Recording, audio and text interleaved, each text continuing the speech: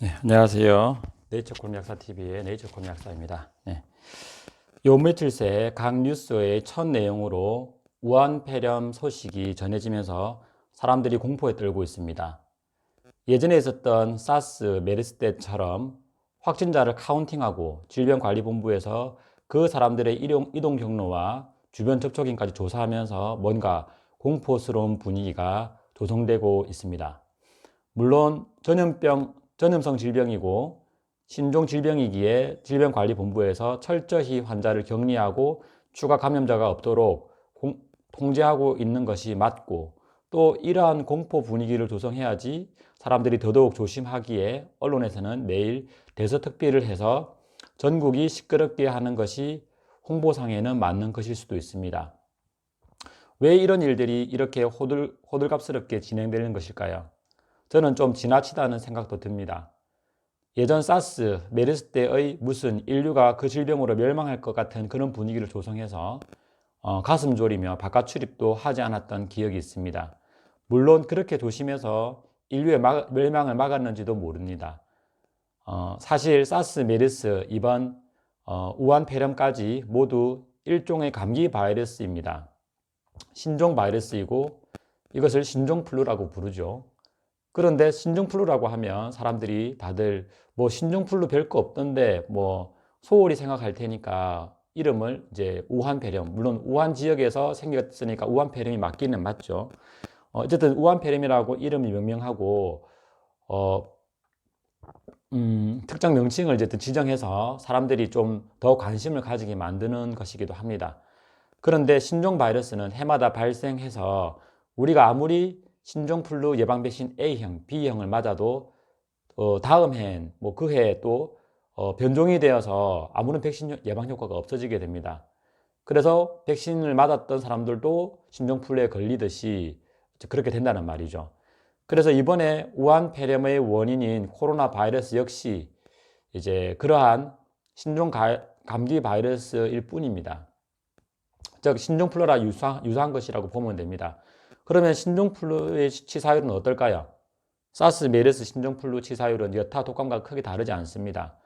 독감도 치사율이 꽤나 높습니다. 단지 그것을 카운팅을 하다 보니 왠지 치사율이 더 높아 보이는 것이겠죠.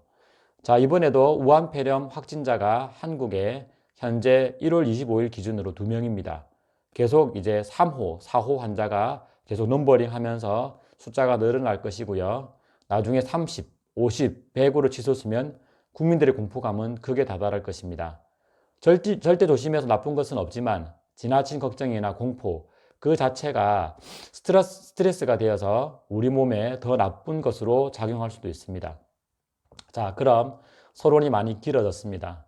본격적으로 여러분들이 알고자 하는 진정한 우한폐렴 예방법을 알려드리겠습니다.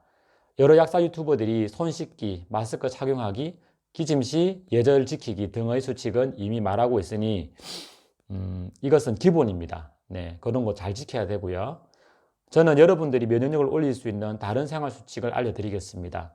첫째, 몸을 따뜻하게, 심지어 몸에 약간 땀이 날 정도로 몸을 데워줍니다. 최대한 옷을 따뜻하게 입고 집안도 따뜻하게 해줍니다. 체온이 1도씩 올라가면 면역력이 5배 올라간다는 이야기가 있습니다. 집안이 춥다면 잠바를 입어서라도 몸이 추위에 떨리지 않도록 해주세요. 둘째, 잠을 10시간 정도 충분히 자주세요. 우리 몸은 피곤하고 스트레스를 받으면 면역력이 떨어집니다. 충분한 수면은 우리 몸에 휴식을 주면서 몸을 정상화시키기 위한 아주 꼭 필요한 시간입니다. 그리고 세 번째, 면역력을 올리기 위해 좋은 식사를 하세요. 피자, 라면, 햄버거, 빵, 콜라, 사이다 이런 가공식품이 과연 나의 면역력에 도움이 될까요? 면역력을 올려줄까요? 양질의 고기와 계란, 미역과 같은 해조류, 전복, 소라, 달팽이, 장어, 미꾸라지와 같이 점액이 풍부한 재료로 만든 음식이 나의 가래와 콧물의 점도를 높여줘서 혹시나 코나 기관지에 들어온 코로나 바이러스를 콧물이나 가래를 통해서 밖으로 배출을 용이하도록 해줍니다. 그리고 신선한 야채들도 좋고요. 대신 당분으로 가득 찬 과일들은 섭취를 줄이세요. 과도한 당분이 당 독소를 많이 만들어서 오히려 면역 기능을 떨어뜨리니까요. 줄여서 자연에서 채취한 신선한 육류와 채소를 천천히 꼭꼭 씹어서 드시면 됩니다. 식사 시간은 참고로 30분 이상 드세요. 입에서 죽이나 가루가 되도록 씹으십니다. 네 번째, 일과 운동을 줄이고 휴식을 많이 취하세요. 잠을 많이 자라는 것과 일맥상통합니다. 일을 최소화하고 최대한 많이 쉬면서 스트레스를 적게 받도록 하세요. 스트레스를 많이 받거나 일을 많이 할수록 나의 기력은 떨어지게 되고 그것이 바이러스와 싸울 힘도 떨어지게 만드는 것입니다. 그리고 운동도 약간은 괜찮지만 무리하게 하는 운동은 꼭 피해야 됩니다. 운동 무리하고 나면 꼭 몸살과 감기가 잘 들 수밖에 없습니다. 자, 요약하자면 첫째, 체온 1도 올리기. 그리고 둘째, 잠 10시간씩 자기. 셋째, 자연식품 먹기. 넷째, 일, 운동 줄이기. 위 네 가지 정도만 잘 지키면 당연히 여러분의 면역은 올라갈 수 있습니다. 물론 술, 담배와 같은 이미 발암물질로 규정된 음식들을 먹으면 안 되겠죠. 무한폐렴 무섭다 하지 말고 위 네 가지라도 실천해 보세요. 이 영상을 보시고도 여러 핑계로 위 네 가지 실천 못하면서 무한폐렴에 걸린다면 어디 가서 하소연할 수도 없습니다. 그러니 걸리기 전에 최선의 생활수칙을 지켜보세요. 어차피 우한폐렴 말고도 사스, 메르스, 신종플루와 같은 독감들을 잘 자고 잘 쉬고 하면 자연적으로 2주 만에 다 나았습니다. 그 중에서 합병증으로 이제 악화됐던 사람들은 사망이 이런 경우도 있었지만 대부분 사람들은 다 일반적으로 나았죠.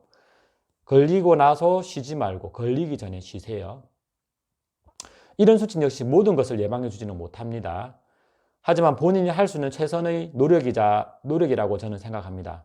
그리고 모든 독감이 그랬듯이 면역력이 약한 노약자, 어린이들은 치사율이 높을 수 있습니다. 잘 걸릴 수도 있고요.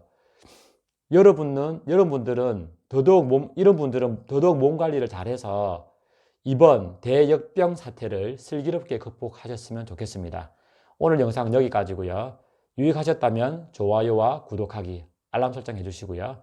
여러분의 응원이 저에겐 컨텐츠 제작에 큰 도움이 됩니다. 예, 감사합니다.